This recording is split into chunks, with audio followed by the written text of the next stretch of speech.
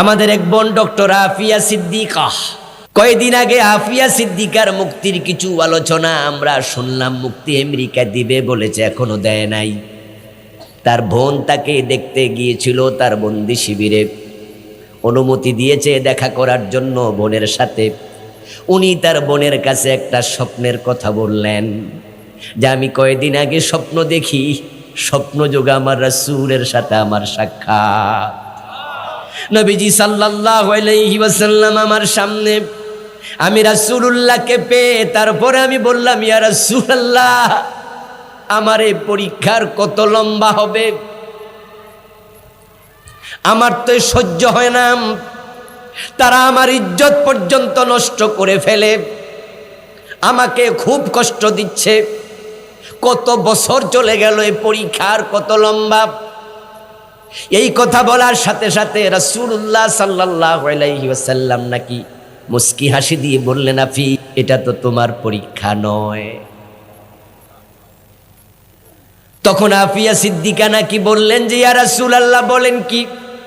কষ্ট পাচ্ছি, আমি জেলে আছি, আমি ধর্ষণ করে আমাকে, পরীক্ষা আমার না তো কার পরীক্ষা? তখন তিনি বলছেন, রাসূলুল্লাহর চোখের কোণে আমি পানি দেখলাম। তিনি এবার কাঁদছেন, বিষণ্ণ বদনে বলতেছেন, আফিয়া, পরীক্ষাটা চলতেছে আমার গোটা উম্মতের।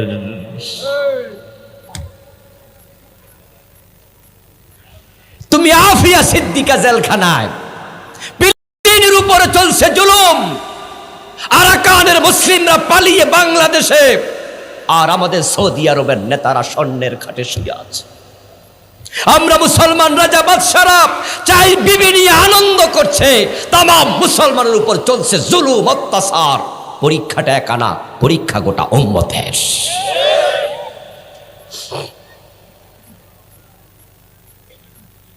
আজকের পৃথিবীতে মুসলমানের তোমায় খাওয়া জাতি কেন হলো? কেন তাদের পায়ের তলার মাটি নাই? তারা কেন আজকে ব্যক্তিত্বহীন, পরিচয়হীন হয়ে যাচ্ছে?